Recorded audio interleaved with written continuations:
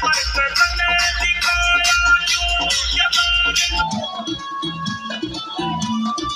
Hello guys, welcome back to my YouTube channel. मैं आ गया हूँ एक और नए ब्लॉग में, जो कि ये रिद्धि ब्लॉगर के नाम से यूट्यूब चैनल है और मैं इस पे वीडियो डाल रहा हूँ।